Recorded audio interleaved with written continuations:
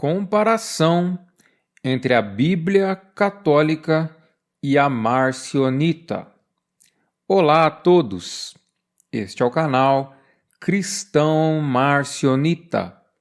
No vídeo de hoje vou falar sobre o cânone cristão, tanto o católico quanto o marcionita.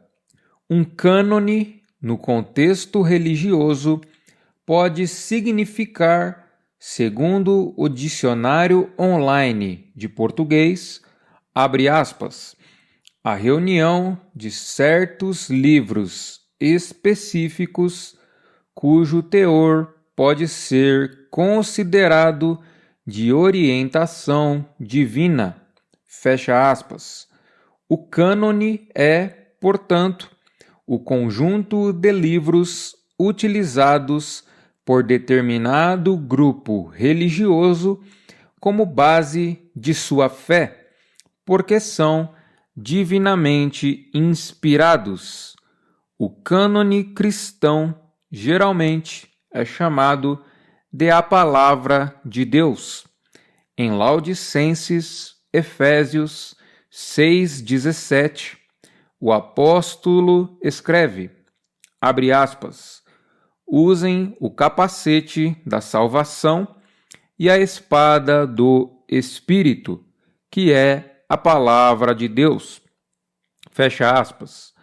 Em Colossenses 1,25, ele escreve, abre aspas, fui feito ministro da igreja, de acordo com a dispensação de Deus que me foi dada a vós, para completar o cânone da palavra de Deus. Fecha aspas. Em 1 Tessalonicenses, capítulo 2 e versículo 13, ele escreve, abre aspas, agradecemos a Deus sem cessar, porque, quando recebestes a palavra que de nós ouvistes, a saber, a palavra de Deus, não a aceitastes como palavra de homens, mas como é, na verdade, a palavra de Deus, que também trabalha em vós que credes. Fecha aspas. E em Gálatas, capítulo 1, e versículos 11 e 12, ele escreve, abre aspas, eu vos certifico, irmãos, que o evangelho que foi pregado por mim não é segundo o homem, porque não o recebi de homem algum, mas pela revelação de Jesus Cristo. Fecha aspas. Vemos, portanto, que mesmo o apóstolo enfatizava a importância da palavra de Deus como guia de conduta ao cristão e como base de sua fé. Mas não podemos ser ingênuos a ponto de pensar que as Escrituras permaneceram inalteradas ao longo de quase 2000 anos. Precisamos investigar quem montou a Bíblia, como a possuímos atualmente e com qual finalidade. O que é sola Scriptura? A fé baseada unicamente nas Escrituras dá origem ao conceito de sola Scriptura, expressão do latim que significa somente a Escritura. Este foi o lema central da Reforma Protestante. Mas não me proponho aqui fazer uma defesa do protestantismo. A minha proposta é investigar se o sola Scriptura já era, numa forma rudimentar, abraçado pelos primeiros cristãos e marcionitas. Antes, vejamos a definição do sola Scriptura dada pela Wikipédia. Abre aspas. O termo sola Scriptura é o princípio segundo o qual a Bíblia tem absoluta primazia, sendo ela a única regra de fé e prática que todo ser humano deve seguir. Pelo princípio do sola Escritura, a Escritura é a autoritativa palavra de Deus, inspirada pelo Espírito Santo de Deus, e ela, portanto, se constitui como o juiz supremo sobre todo pensamento, palavra, ato e forma de vida humana. Fecha aspas. Ray and Bry, em seu ensaio Marcião, possível progenitor de 3 comunidades cristãs famosas, batistas, católicos e gnósticos, de 2001, analisa a possível criação do sola Escritura através de Marcião. Segundo ele, abre aspas, sola Escritura é a ideia de que todos os ensinamentos cristãos devem ser baseados exclusivamente nas Escrituras, Novo Testamento.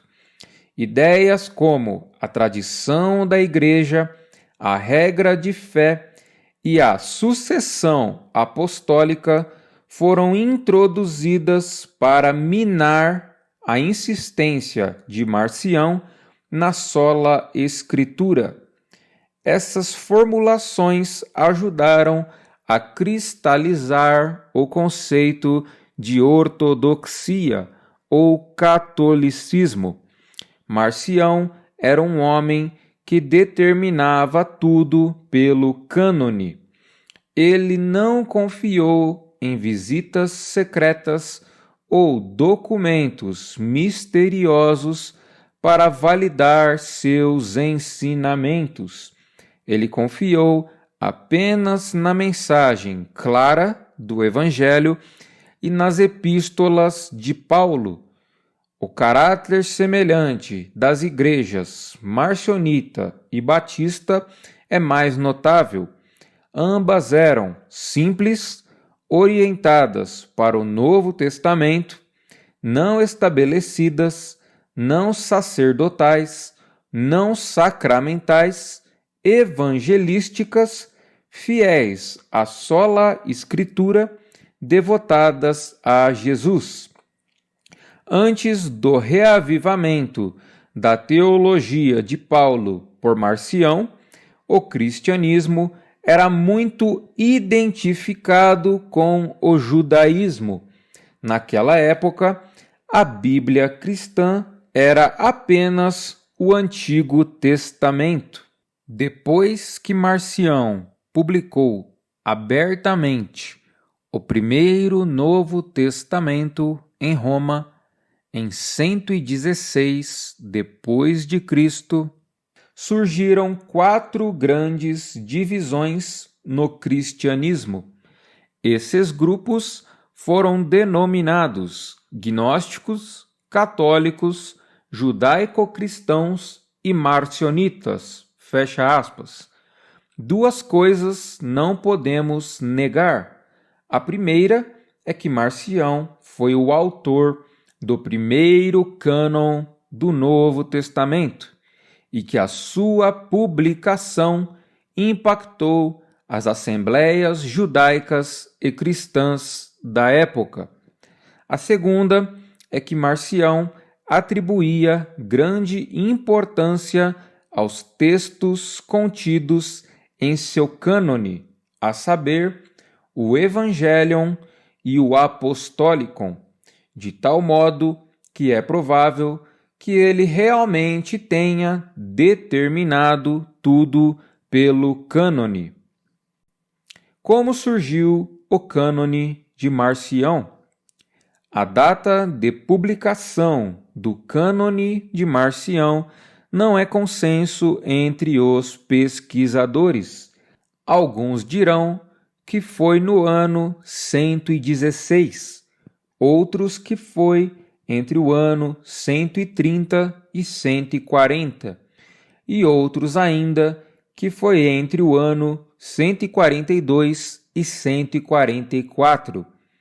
Na época de Marcião, havia diferentes comunidades judaicas e cristãs, cada uma com a sua crença específica e com o conjunto de livros que considerava sagrados e que eram utilizados em seus cultos.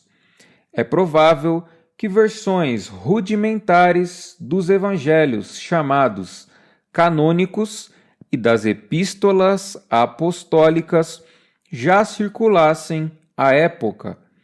Também é provável que a cristandade estivesse dividida em dois grupos majoritários, aquele mais alinhado ao apóstolo Paulo e aquele mais alinhado a Pedro, Tiago e João, as colunas entre os 12 apóstolos. Ray Bry e Johann Gabler são alguns dos autores que formularam esta hipótese. Quanto ao segundo grupo, eu proponho que havia uma subdivisão entre os ebionitas e os essênios, ambos derivados do judaísmo messiânico. De qualquer modo, Marcião era um ávido discípulo de Paulo e confiou somente na autoridade de seus escritos e do evangelho pregado por ele, que mais tarde viria a ser chamado de Evangelion ou Evangelho do Senhor. Marcião, que era dono de uma companhia de navios, reuniu as cartas de Paulo que estavam dispersas entre as igrejas do Mediterrâneo, juntamente com o Evangelho do Senhor. Anexou o prólogo marcionita a elas e assim o primeiro cânone do Novo Testamento foi concluído. Marcião dividiu-o em duas partes: o Evangelion, que continha a versão marcionita do Evangelho de Lucas, e o Apostolicon, que continha as 10 cartas autênticas do apóstolo Paulo.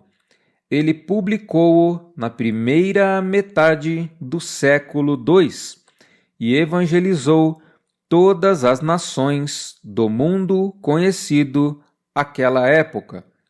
A sua influência foi notável, o que podemos deduzir a partir dos escritos de seus detratores. Marcião era originário do reino do Ponto, situado a norte da península da Anatólia, na atual Turquia, mais especificamente da cidade costeira chamada Sinope, na região do Mar Negro. Daí que se tem o nome Marcião de Sinope. O marcionismo se propagou principalmente na região da Ásia Menor, onde atualmente se situa a maior parte da República da Turquia. Marcião também esteve em Roma, mas a ortodoxia proto-católica, já estabelecida à época naquela região, furiosa com os ensinamentos de Marcião, declarou-o herege, excomungando-o no ano 144. Sobre a influência de Marcião nas comunidades cristãs da época, encontramos escrito, abre aspas, de acordo com uma interpretação razoável da evidência cronológica, Policarpo, enquanto bispo de Esmirna, estava escrevendo em 115 depois de Cristo sobre a extensão dos ensinamentos de Marcião na Ásia Menor. Policarpo denominou Marcião como o primogênito de Satanás, e o objeto da crítica de Policarpo em sua epístola a Filipos é direcionado a este mesmo filho. Fecha aspas. Já no ano 115, a influência de Marcião na Ásia Menor era notável, a ponto de incomodar Policarpo, bispo de Esmirna e considerado um dos pais da igreja. E também, abre aspas, por volta do ano 138 depois de Cristo, Justino Mártir, residente em Roma, escreveu sobre a carreira de professor extraordinariamente longa e eficaz de Marcião. E a Marcião, um homem do Ponto, que ainda está vivo neste dia e ensinando seus discípulos a acreditar em algum outro Deus maior que o Criador. E ele, com a ajuda de demônios, fez muitos de todas as nações falar blasfêmias e negar que Deus é o Criador deste universo, e afirmar que algum outro ser, maior do que ele, fez obras maiores.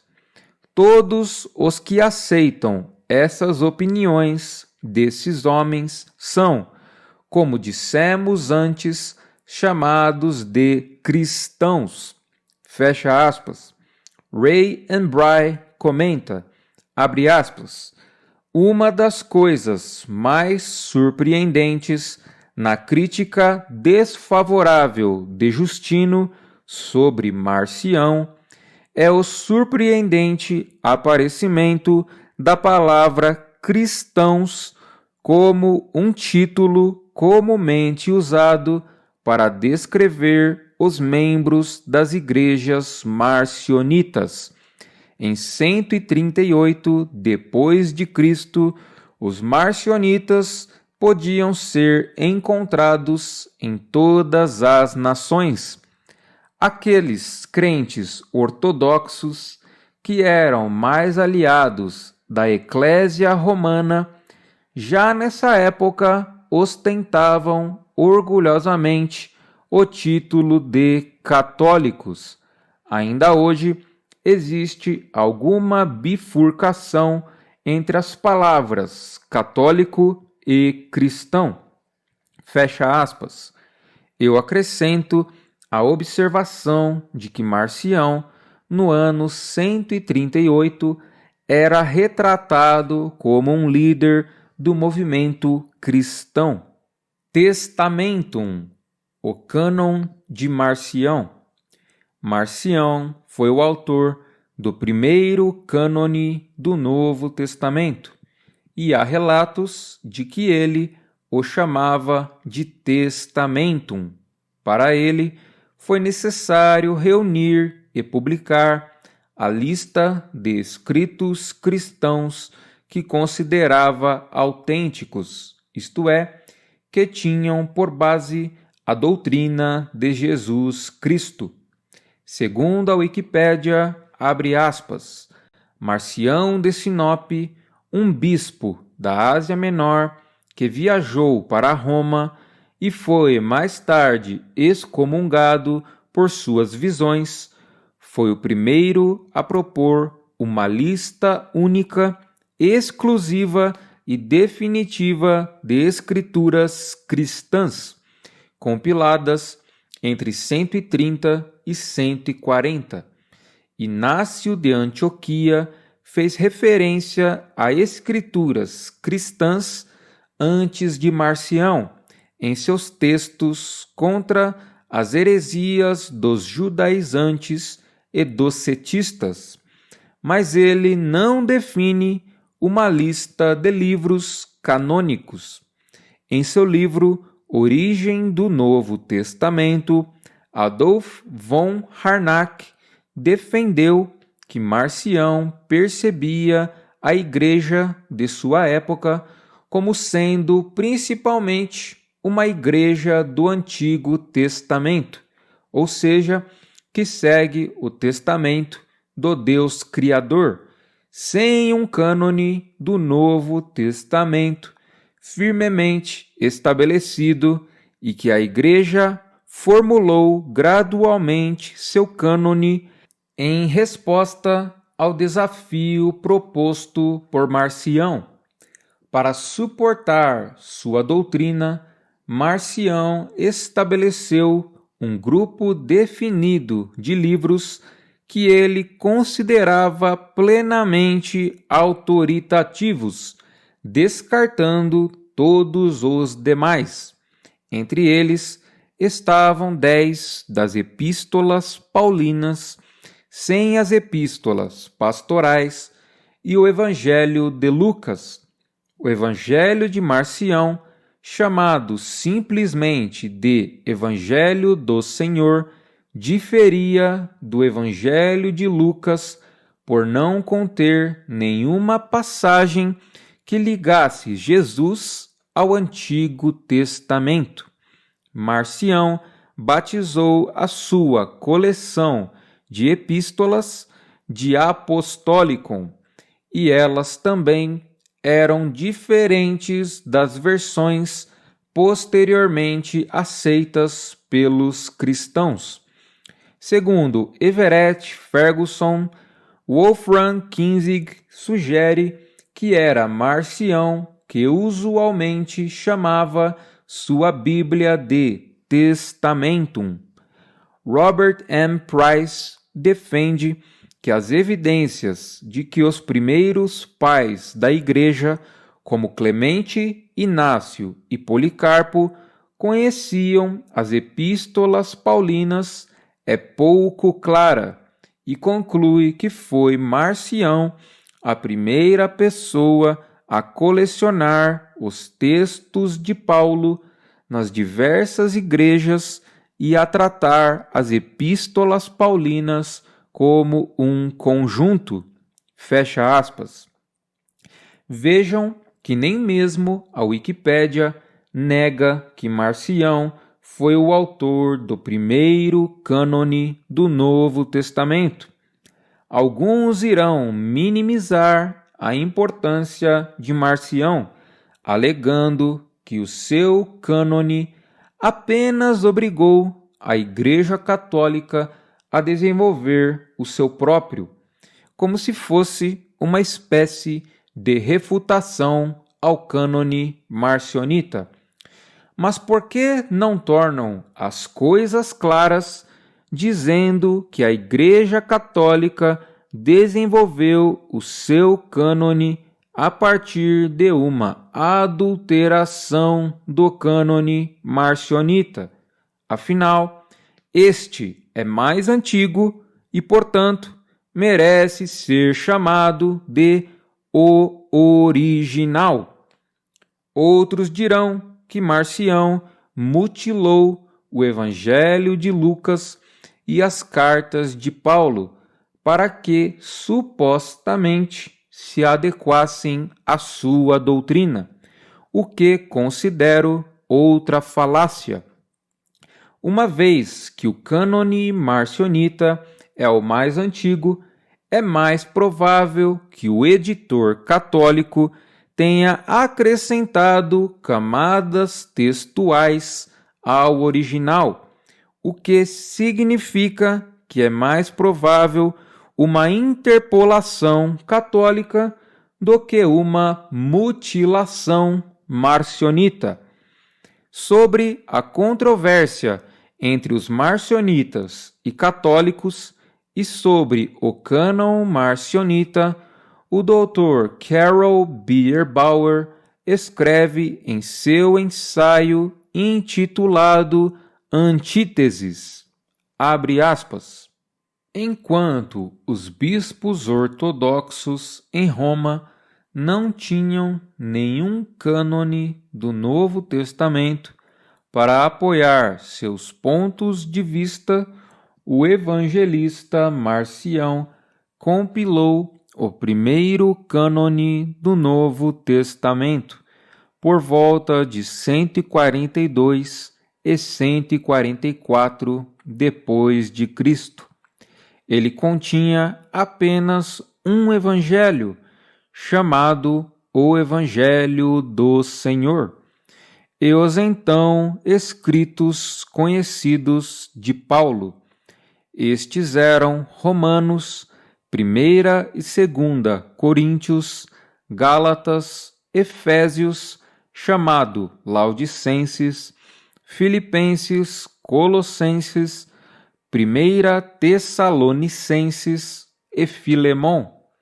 O cânone de Marcião não continha 1ª e 2ª Timóteo, Tito ou Hebreus. Esses escritos nunca apareceram até meados do 2º século, cerca de 70 anos ou mais após a morte de Paulo. Para contrariar o trabalho de Marcião, os pais ortodoxos lançaram seu ataque contra ele, organizando-se no que chamavam de Igreja Universal Católica. Para promover sua causa contra Marcião, eles inventaram 1ª Timóteo e acreditaram a Paulo. Com um golpe de caneta, eles fizeram o apóstolo Paulo refutar o ensino de Marcião. É interessante notar que esta epístola usa a palavra antítese, que não é encontrada em nenhum escrito cristão anterior aos de Marcião.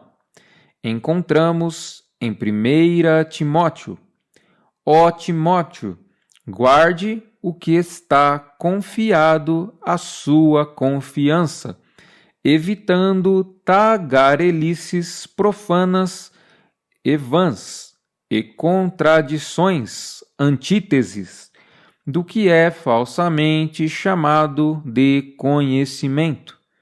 1ª Timóteo, capítulo 6 e versículo 20. Esta declaração e quase todas as declarações de doutorado mencionadas em 1ª Timóteo identificam esta epístola à controvérsia de Marcião do 2º século. Muitos estudiosos da Bíblia acreditam que 1ª e 2ª Timóteo e Tito têm a pegada do editor de Lucas e Atos. Se isso for verdade, esses escritos não podem ser datados antes de 150 depois de Cristo, e durante o tempo da controvérsia de Marcião. Fecha aspas. O que interpreto do estudo do Dr. Bierbauer é o seguinte: na metade do século II, o marcionismo estava em ascensão, em especial na Ásia Menor, e já começava a fincar as suas raízes em Roma. Marcião evangelizava muitas das comunidades cristãs da época com o seu cânone. Os pais ortodoxos, que na época não possuíam um cânone, estavam preocupados com o crescimento da fé marcionita, o que os levou a falsificar escritos e mesmo escrever cartas se passando por Paulo, as chamadas epístolas pastorais. É por isso que em 1ª Timóteo, capítulo 6 e versículo 20, temos o suposto Paulo falando contra as antíteses que eram o foco do ensinamento marcionita, a saber, as contradições entre o Deus do Antigo Testamento e do Novo. A Igreja Católica, à época, ainda engatinhava. No máximo, havia alguns clérigos que simpatizavam com a doutrina que posteriormente viria a ser chamada de católica. São os chamados pais da Igreja ou padres apostólicos, cuja doutrina ficou conhecida como patrística. Foram estes protocatólicos que proferiram todo o tipo de ataque contra Marcião e seus seguidores. De minha parte, creio que a controvérsia marcionita perdurou nos 3 primeiros séculos da era cristã, até que, finalmente, entre os anos 313 e 325, o imperador Flávio Constantino unificou a cristandade sob o poder do Império Romano. Em 325, ele convocou o Concílio de Nicéia, do qual participaram os principais bispos ortodoxos da época, e no qual foram instituídos os dogmas católicos, não pela superioridade doutrinária, mas pela força política. A partir deste concílio, todas as assembleias cristãs que não se adequassem ao catolicismo receberiam o rótulo de heréticas. Não só isso, como é provável que tenham sido perseguidas e proibidas. Constantino não fundou a Igreja Católica, mas forneceu-a o poder político necessário à sua expansão territorial. O cânone cristão foi alterado? Agora investigarei se o cânone cristão foi adulterado. A primeira coisa a se considerar é que o primeiro cânone cristão foi o marcionita. Este não continha o Antigo Testamento, nem alguns livros do Novo Testamento católico, enquanto a Bíblia de Marcião continha somente 11 livros. A Bíblia Católica possui 73 livros, 46 do Antigo Testamento e 27 do Novo. Que diferença enorme! O editor católico da Bíblia utilizou o cânone de Marcião como base para o Evangelho de Lucas e para a maioria das epístolas paulinas. Existe um documento do Vaticano que atesta isso. Em comparação com o Novo Testamento de Marcião, o católico possui 16 livros a mais. E o mais absurdo de tudo é que a Bíblia hebraica, que é o cânone judaico, foi incorporada arbitrariamente ao cânone cristão, a partir da Septuaginta, que é a tradução do texto hebraico para o grego do Antigo Testamento. Em relação à data de confecção, o cânone de Marcião é do ano 144, enquanto que a Bíblia Católica é do século IV. Alguns estudiosos acreditam que as 50 Bíblias encomendadas por Constantino no ano 331, cerca de 6 anos após o Concílio de Nicéia, já continham o cânone católico. A encomenda foi preparada por Eusébio de Cesareia. Segundo a Wikipédia, abre aspas, as 50 Bíblias de Constantino foram Bíblias em grego koiné encomendadas em 331 pelo imperador romano Constantino e preparadas por Eusébio de Cesareia. Elas foram encomendadas para uso do bispo de Constantinopla nas numerosas igrejas da cidade. Eusébio citou a carta de encomenda em sua Vida de Constantino, a única fonte conhecida que atesta a existência destes manuscritos. Diversos autores já especularam que esta encomenda tenha sido a motivação por trás do desenvolvimento das listas canônicas e que o Codex Vaticanus e o Codex Sinaíticus são possíveis exemplares sobreviventes destas Bíblias. Fecha aspas.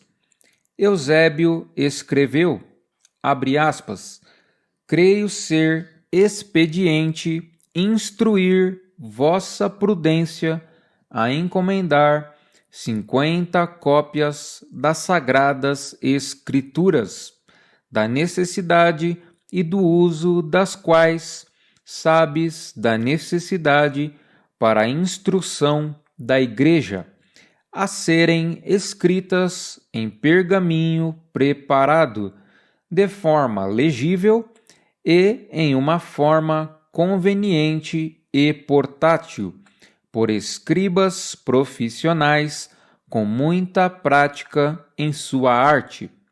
Esta foi a ordem do imperador, que foi posta em prática pela imediata execução do trabalho em si, que enviamos a ele em volumes magníficos e bem trabalhados, encadernados de forma tripla ou quarta.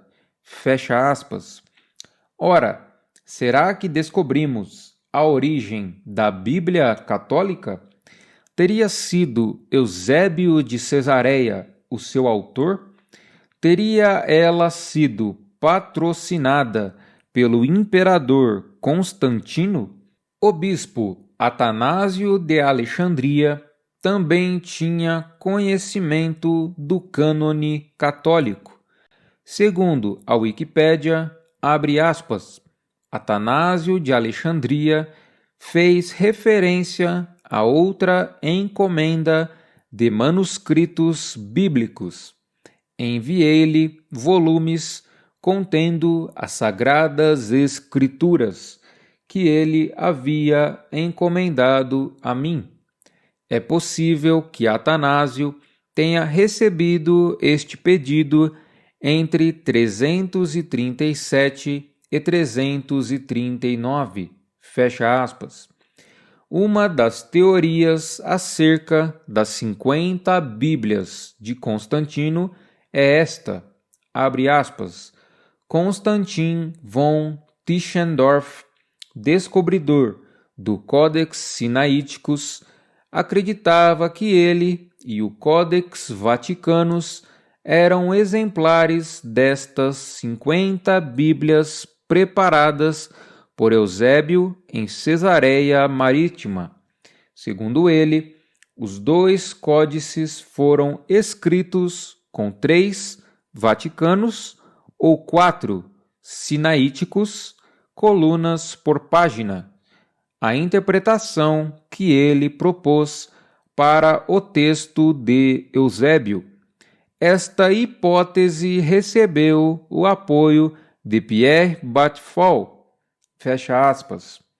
O Codex Vaticanus é datado entre os anos 300 e 325.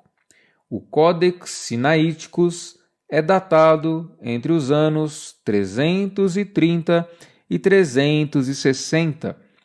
Ambos contêm o Antigo e o Novo Testamento, embora incompletos.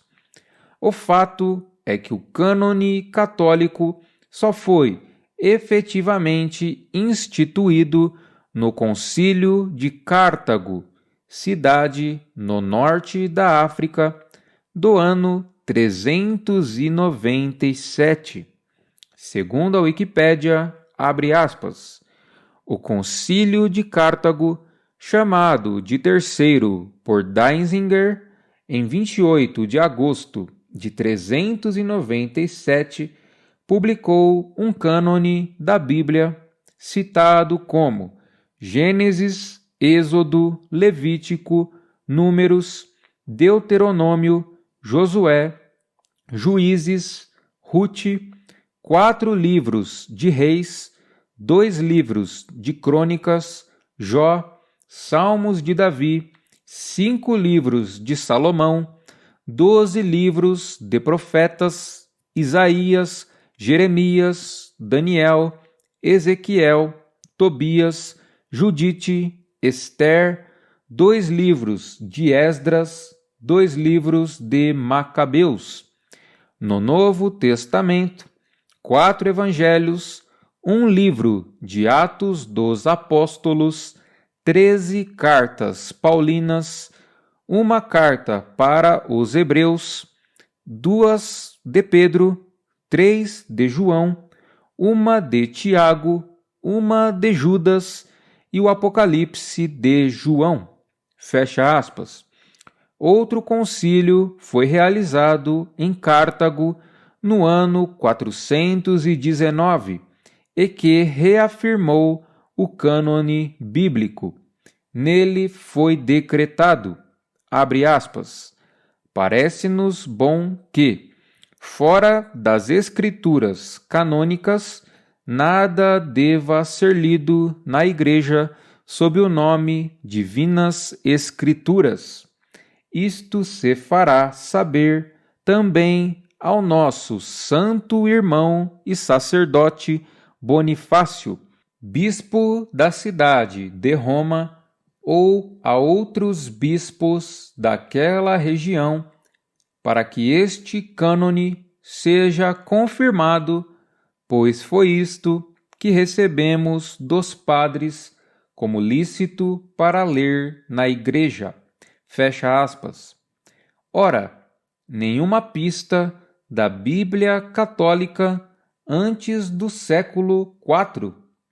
Isso significa que a Igreja Católica, que se vangloria de ser a sucessora direta da tradição apostólica, passou mais de 300 anos com falta das Sagradas Escrituras. O seu cânone só foi oficializado quase 400 anos após a vinda de Cristo. Na minha opinião, é tempo suficiente para que as Escrituras tenham sido alteradas e adaptadas à fé católica, ainda mais naquele contexto histórico, porque o acesso às Escrituras era permitido somente aos padres e bispos, de modo que eles próprios podem ter confeccionado alguns textos e livros. A Bíblia Católica só passou a ser difundida para um maior público, ainda que restrito, a partir do ano 400, após a tradução do grego para o latim de Jerônimo, versão conhecida como a Vulgata. Segundo o site Religious Opinions, abre aspas, podemos dizer com alguma certeza que a primeira edição difundida da Bíblia foi reunida por Jerônimo por volta de 400 depois de Cristo.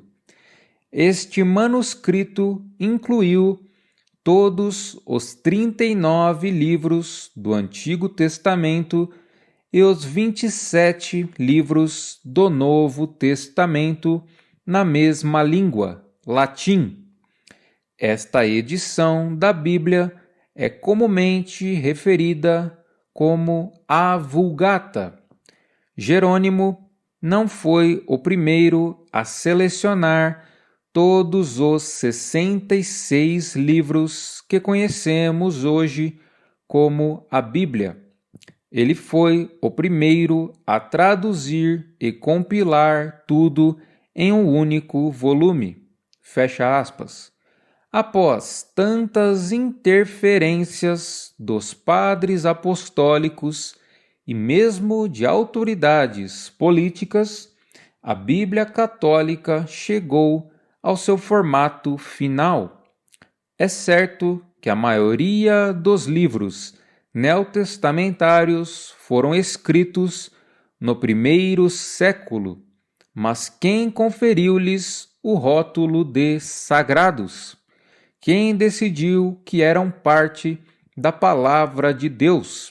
A resposta é os padres apostólicos. A Bíblia Católica, portanto, não é necessariamente a palavra de Deus, mas sim uma compilação de textos acordada entre os padres apostólicos, comparada com o cânone de Marcião, que era mais curto, mais simples e essencialmente cristão e paulino. A Bíblia que chegou até nós é muito diferente. A sua teologia é outra, porque mescla elementos do judaísmo com o cristianismo, e a fé, que é o produto de sua doutrina, não é a mesma comparada à fé dos marcionitas. Este foi o nosso estudo. Se gostou, deixe o like, inscreva-se no canal e ative o sininho de notificações. Fiquem com Deus e até a próxima.